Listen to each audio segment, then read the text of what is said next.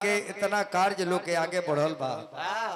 हर घर में महादेव के पूजा होता, कहीं अनुष्ठान होता, कहीं अष्टयाम होता, कहीं रुद्राभिषेक होता और कहीं महामृत्युंजय के जाप होता। यानी हर गांव में हर परिवार में महादेव के पूजा ये जौने रूप में पूजा करता, वही महादेव के चर्चा में चले के बाद आज एगो माई के हमने के अंतिम जग में आइल बानी। अरे महतारी कितना लमर चीज हो। एगो कवि कहले बाड़ी कि तोरा ममता में सागर ऐसे गवैया तो बड़ी गड़बड़ गौले बा, गवैया जे गौले बा बड़ी गड़बड़ गौले बा। तोरा ममता में सागर ना समाई रे माई, आ तोरा दूधवा के नीक ना, लेकिन लेखक तनी गड़बड़ कर दिल बा, गवैया भी गड़बड़ कर दिल बा। तोरा ममता में सागर ना समाई रे माई, ममता सागर में भी ममता समाई, ओकरे नाम हम आई। गाय को तनी गड़बड़ कर दिल बा, बुझाते नहीं कि जे शब्द कोश के मतलब का होला। वही महादेव और माता पार्वती की चर्चा करे के बाद और दूसरे में आज इस सावन के पावन महीना चलता, उस समय के बात बा माता सती के शादी। माता सती के शादी भगवान महादेव से हो गई। और जितना भी दुनिया में सृष्टि देखो तनी इस सब माइये के चलते बा। ये दुनिया में माई ना रही तो दुनिया सृष्टि बन रही ना रही। माँ नहीं होती तो मैं नहीं होता, और मैं नहीं होता तब इस दुनिया को प्रचार कौन करता। इस दुनिया में क्यों लमहर देवता बता माई, अलमहर देवता बता बाबूजी। माई ना रही तो दुनिया ना देखती, आ बाबूजी ना रहता तो दुनिया ना भ्रमण करती। वही माई बाबूजी के चर्चा करे के बजाना माई के जग में आई बानी। माता आदि शक्ति के जब मन में ये विचार जागल कि सृष्टि के हमरा बनावे के बाद, इस सृष्टि में लोग होके, सृष्टि में जीव के उत्पत्ति होके, ताकि सृष्टि प्रारंभ होके, तो सबसे पहले माई आदि शक्ति का कैली। सबसे पहले 3 गो गुण से 3 गो बेटा का पैदा कैली। पहले रजोगुण से ब्रह्मा जी की पैदा कैली, और ब्रह्मा जी के उत्पत्ति को के माता कहली कि हे ब्रह्मा, तार के उत्पत्ति कैले बानी कि तू सृष्टि के उत्पत्ति करी हो। तार के रजोगुण से उत्पत्ति करता नहीं, लेकिन तू हमरा से शादी करो। ब्रह्मा जी हाथ जोड़ के खड़ा हो गए कि माई तू हमरा के जन्म दिलू, हम तरह से बियाह करी। सृष्टि कितना गंदा लोग कही जे माई से बेटा कैसे शादी कली, बताओ निमन हुई। कहली कि हमरा सृष्टि के बड़ा भाई से शादी करो, कहले कि ना करे, हमरा के जन्म दिल बड़ी माई से बेटा बियाह करी। कहली कि ना करबो, हमरा सृष्टि के चलाओ तू कहत रही बियाह न करे, कहली कि ना करे। तपन तीसर का आंख माता खोलली तब ब्रह्मा जी के जर के राख कर दी। ब्रह्मा जी जर के भस्म हो गए। कहली कि जा जे जियावे के जाने ला, मुआवे के जाने ला, जे बियाह करे के मंत्र जाने ला नु, उस श्राद्धों के मंत्र जाने ला। अब तीसर का नेत्र समाई देखली ब्रह्मा जी जर गए, और दूसरका से रजोगुण से विष्णु जी के पैदा कैली। अब पैदा करके कहली कि हो तो हमरा संगे शादी करो। कहली ये माई हो के बेटा से बियाह करबू, लोग का कही। कहली कि देख लो, एक जना के जन्म दिले रहनी, बात न मले तो जरा के राख कर दिल बानी, आ तू न मनब तो तोरू के जरा दे। कहले कि भले जर जाए, लेकिन माई से बियाह करबे ना करे। तापन तीसर का नेत्र माता खोली तो वो जर के राख हो गई। अब तीसर का बेर शिव जी के तमोगुण से पैदा कली। कहली कि हो तू हमरा से बियाह करो। कहली कि कदापि नहीं, शादी नहीं करेंगे। मातारी से बेटा बियाह करी, पागल हो गई लाडू। कहली कि ना करबो, हमरा सृष्टि करे के बाद तू कहतर कि ना करबो। दुगो बेटा बात मना मले जरा के राख को देनी, आ तू कहतर कि ना करे। कहली कि ना करे। कहले तो देख लो तू जना के जरोले बानी, तोहरू के जरा दे। तो शिव जी बड़ी चालाकी को कहली कि माई एगो काम करो, ये लोग के तू ही जरोले बड़ू, तो हमार भाई हलो, आ कैसन माई बाड़ी के हमरा भाई के जरा के राख कर दिली दुनिया कही जे माइये बेटा के खा गइल त बताओ माई के लोग इज्जत करी पहले ए लोग के जिंदा करे लोग के जन्म दिले बाड़ू तब माई आद शक्ति दुन जाने के जिंदा को देली तब महादेव कहले के काम करो ए लोग के जरौलू है किंगान कहले कि तीसर का आंख खोल के जरोले बानी तो तीसर का आँखी हमरा के दे ना दो तब बियाह करता नहीं जब तीसर का आँखी महादेव ले तो कहले जब जरैबू के हथियार तो ले बानी अब तो बियाह ना करे का करब कहले कि धोखा को देलो हथियार लेके कहते बियाह न करे कहले कि ना करे अब तू जरैबू के जराब ना भाइयों के जिया देनी हम जिया तानी लेकिन बियाह ना करे कहली कि ना करब तो लोग का कही कहली कि करे लेकिन ए तन से बियाह ना करे दोसर तन धर हमहु दोसर तन धरे तू शक्ति बाड़ू निरंकार बाड़ू हम शिव बानी निरंकार बानी अब साकार रूप में चलो बनल जाओ तू साकार रूप में पार्वती बनो शक्ति बनो सती बनो हम शिव बने तब तारा संगे बियाह करे तब महादेव माता सती के संगे शादी करके अपना घरे ले गईले सती जब गईली महादेव के घरे मेहरारू बन के तब दक्ष प्रजापति के बेटी रली सती आ दक्ष प्रजापति सृष्टि के पालन करता रहे सृष्टि में राजा रहले सब राजा से सर्वश्रेष्ठ रहले एक दिन देवता लोग के मीटिंग चलत रहे दक्ष प्रजापति राज्यसभा में बैठल रहे सब देवता लोग आके प्रणाम कइल नमस्कार कइल के महाराज की जय हो महाराज की जय हो दक्ष प्रजापति महाराज की जय हो लेकिन महादेव खड़ा ना भइले अब दक्ष प्रजापति के बुझाइल के देखो सारा लोग हमरा के प्रणाम कइले है दामदा हमरा के प्रणाम न कइलो इता हमार बड़ा इंसल्टी को देलो शिव जी कहले कि हम प्रणाम ना करे हम शिव हई आ शिव आ शक्ति जहां झुकेला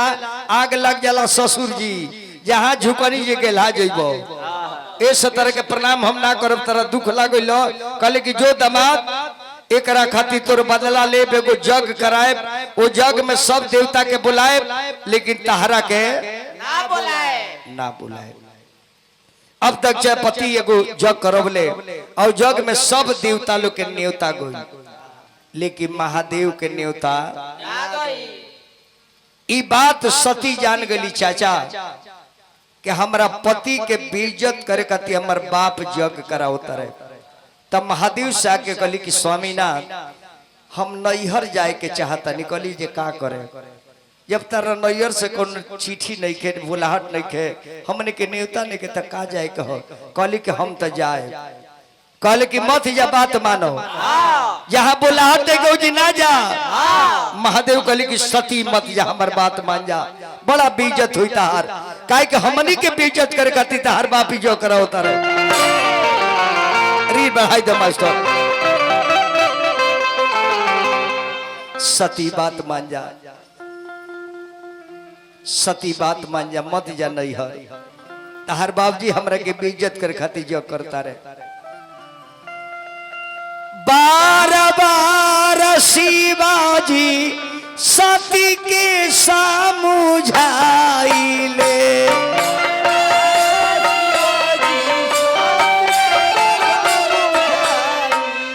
मान सती बतिया हमार है सती बिना बोलावल जदी जईबुए धनिया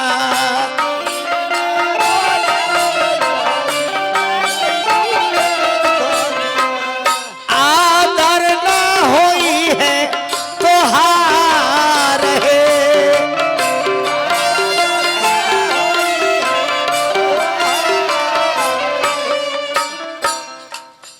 सती मत जा हमार बात मान जा मत जा हम तारा बाबूजी के प्रणाम नहीं के कले से जो कराओ तारे अब तू जेबू तो तहार बेइज्जती होई अब पति पत्नी के बेइज्जत हो जाई तो बताओ लोग का कही हमार बात मान के मत जा ना हम जाए ओ विनाश काले विपरीत बुझी बनली संहतिया बनली विपतिया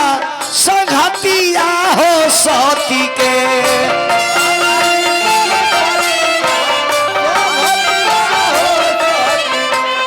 जाए खातिर बाड़ू ताई यार है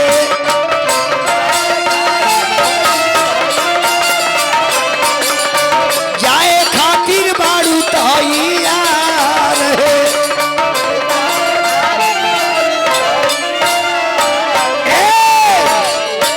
सती सुना हमार बात माना मत जा तू जी हमनी की बेइज्जत कर खती हर बाप चोकर उतारे यारा मैं ब्रह्मा विष्णु इंद्र कुबेर बडूर देवता का राजा इंद्र गइल बाड़े हमनी के जी कोनो स्थान नहीं के हमरा के कोनो सीटे नहीं खन देले इस तारा सामने पति के बेइज्जत हो जाई तो तारा बढ़िया लागी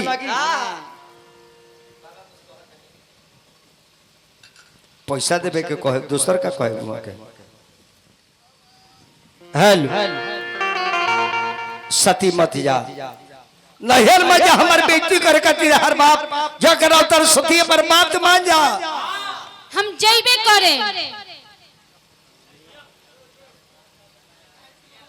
ना मनबू चेला लो सती के ले जाके पहुंचा दलो ना जेबू तो ना मनबू तो जा अब सती अपन मोटरी गिठरी लेके गईली कली की स्वामीनाथ जाना ससुराल में दामाद की इज्जत ना होके जाना ये नैहर में बेटी के कदर ना होके वो नैहर में आग लग जाओ जाना ससुराल में दामाद का इज्जत ना होके वो ससुराल में ऊपर पड़ जाओ ना मनबूते जा चेला ले जाके पहुंचा दो रीड बढ़ा दो अरे नगरिया हरी मोटरी ले ला जा बात न खुमाना तो तोहरो बेइज्जती होता हमरो बेइज्जती होता हमार तो बेइज्जती तहर बाप करते बा आ तू जेबू तो तहर औरी बेइज्जती होई अरे नगरिया हरी अरे चती चाल दिहली बाबा के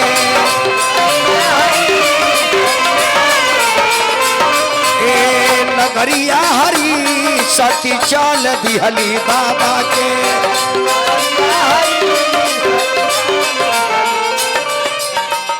सती जब अपना नैहर गली चाचा बहिल देखा था मुंह बिचकावता तरह तरह के बात कहते जे ये बताओ एकरा के नैहर बोलोले तो काहे के आइल बिया झाड़ लो बढ़िया यही उम्र में तारा पिलुआ पड़े लागल बहिल देखता तो मुंह बीच कहते हई देखो हे करा के कहा बोलो बड़े बाबूजी हो बे बोलौले आ गइल बिया अब बहिल के बात सुन के सती के बड़ी कष्ट लागता जे देखो बहिन आइल बानी नैहर में तो बोले के चाहिए तो बहिनिया ताना मारतारी सब आंगना में सती गईली महतारी के देखली ये कर नाम रहे परसुती अब परसुती के देख के हहुआ के माई से मिले जाता रही बाबा के नगरिया में सती जब पहुंचेली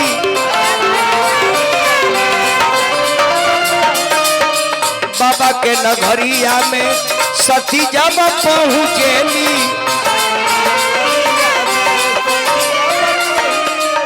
अरे केहू नहीं पूछेला केहू नहीं पूछेला खबरिया हरी सती चाल गईली बाबा के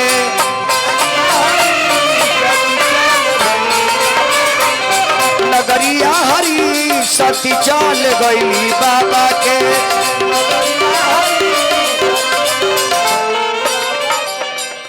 जबकि हमनी के एक नियम बा अरुआ गांव के कौन बेटी बहन माने कि कोनो बाजार पे उतरल बिया त गांव के ऐसा लोग कहेला जे बबनी केकरा घर के बाड़ू आ त फलाना बाबू साहब के लड़की है ओ के घर से बुलावे आइल बा के हम लेके चली कौन रिक्शा ला कदी बमनी चल जेबू गांव नगर के लोग देखला तो हर बेटी बहन के इज्जत करेला कि फलनवा चाचा के बेटी हो। आज जब सती नैयर में गली तो गांव के लोग देखता तो मुंह घुमा लेता। अब बताई जब लड़की अपना मर्द के बात काट के नैहर में गई होके आ नैहर के लोग ओकरा से ना बोले तो लड़की के ऊपर का गुजरी इहे न सोची जे मर गई निमन लेकिन नैहर आई ताई अपना बाबा के आंगना में जाता रही। बाबा के मोहल्लिया में सती जब पहुंचली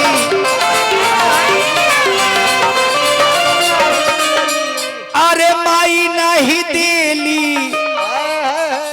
अरे माई नहीं देली अकबरिया हरी सती चल गई बाबा के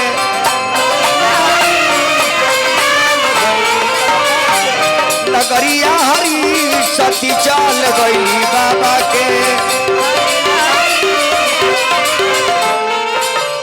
मातारी दकली की बेटी सती जन रास्ता से लौट के चल जो तोर पति हमरा पति के बेइज्जत कैले बा सारा देवता ले प्रणाम कैले हमरा मर्द के आ तोर मर्द प्रणाम न कलक अतियाल बड़ी इज्जत खाती गली जेकर केने जगशाला बनल बा जगशाला के उड़ गई जाके जगशाला में घूमी फिरनी रखेली जाके जगशाला में घूमी फिरनी रखेली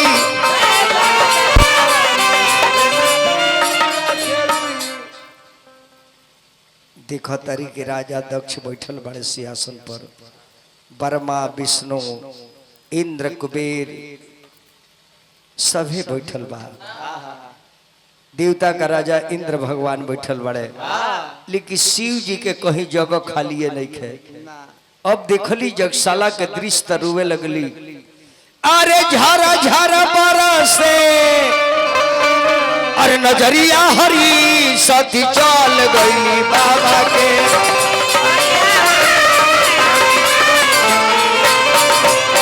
नगरिया हरी सती चल गई बाबा के।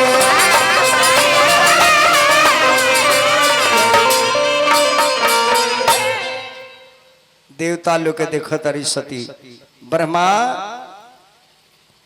हो भुला गई हमनी तारा याद बतर के हम जन्म दिले बानी आ तू हमार निरादर करके हमारा पति के बेइज्जत कर के तू पहले ही आ गइल बड़ो। देवता का राजा इंद्र तू आ गइल बड़ो इंद्र कुबेर बनु सभे आ गइल बा। जब हमार पति के बेइज्जत होता तही में तहरा लोग के निश्चित बा आइल तालो के जरूरी रहलो कहले तो हमने के का करी राजा बोलोले बड़े आइल बानी दक्ष प्रजापति के देखली कहली कि बाप नहीं है तुम मूर्ख तुम्हारे जैसे बाप को बाप कहना पाप है तुम्हारे जैसे बेटी को बेटी कहना और तुम्हारे बाप के बाप कहना उचित नहीं है।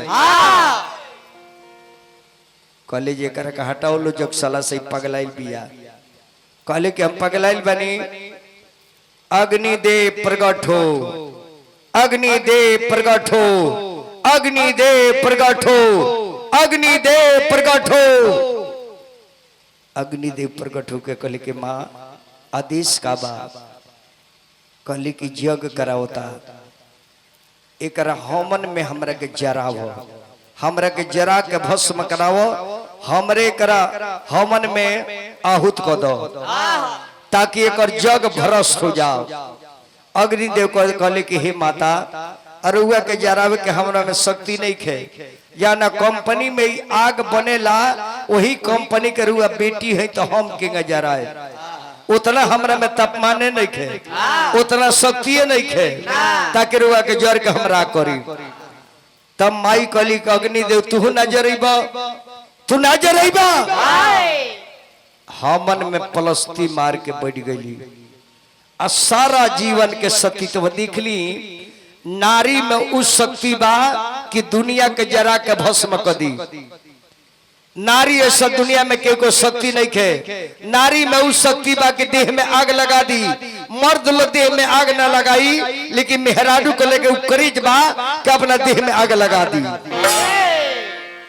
मर्द के तन मनी दागा दे, हाय बाप रे बाप, लेकिन मेहरारू के इतना नौकरा में उत्तेजना बा कि देह में आग लगाई तो बुझेबे ना करी। नमो बोल दी भैया के तरफ से 100 रुपया पुरस्कार।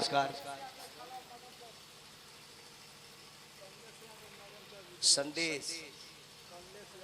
कमलेश यादव जी हमारा खलवा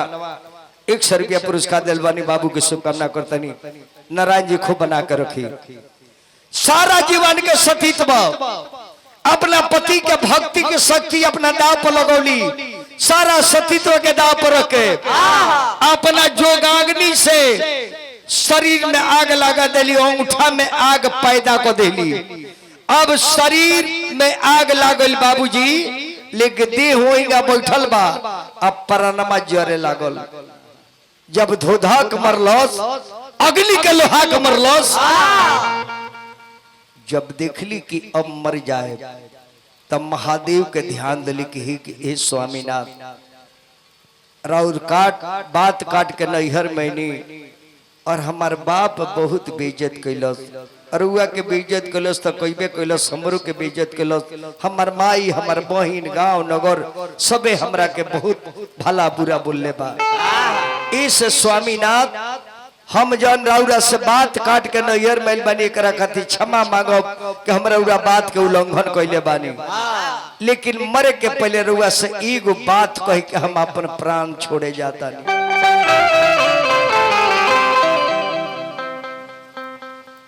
प्राण छोड़े जाता नहीं।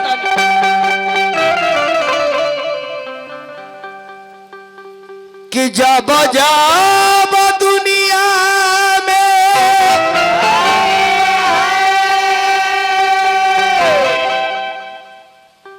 अरे होई है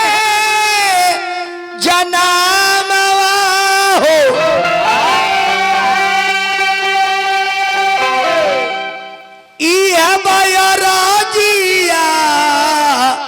हमारे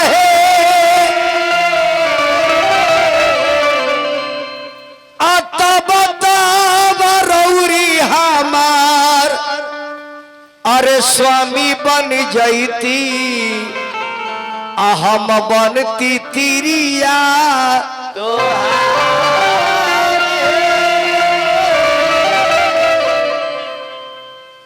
हे स्वामीनाथ, सती मरत हर्षन मरमागा, जन्म जन्म शिव पदनो। हे स्वामीनाथ, जरतानी मर जाए, लेकिन जहां भी जन्म ली रुआ हमरा संगे शादी कले, इहे अंतिम इच्छा बा। आइए इच्छा के जाहिर करके माता प्राण त्याग देली। अब इन्हें महादेव बैठ के देखत नहीं कि हमारे मेहरारू गइल बिया तो ससुरारी में का होता। महादेव पर्वत पर बैठ के देख रहल बानी, ये हमार तो बेइज्जत कैले बा, दक्ष प्रजापति हमरा मेहरारू के भी बेइज्जत कैले बा। अब जटा में गंगा जी बाड़ी, वो गंगा जी जब देखली कि सती जर के भस्म हो गइल बाड़ी, त गंगा जी इतना रोआ तारी बाबूजी, इतना रोआ तारी कि भगवान भोलेनाथ के तिलक दहाता। ये बात के तुलसी बाबा लिख रहल बानी।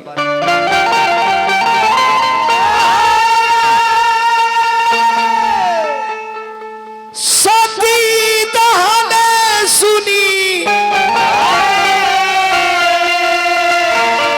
अरे सती बिलखानी,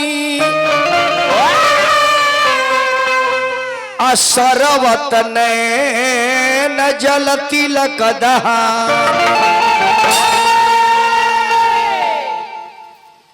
महादेव के चंदन दह रहल बा। भोलेनाथ कहले कि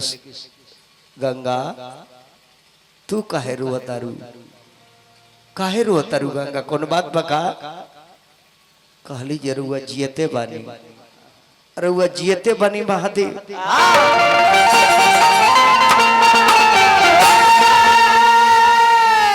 अरे जियते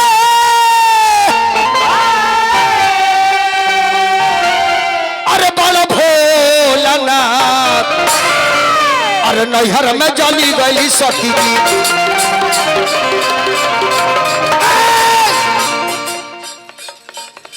ना गंगा ना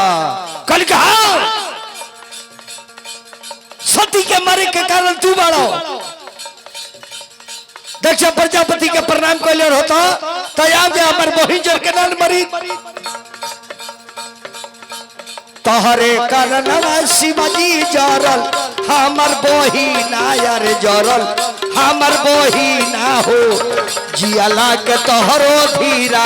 कारण मेरा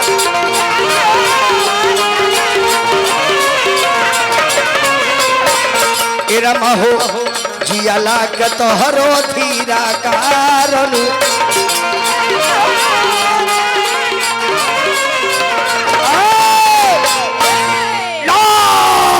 गंगा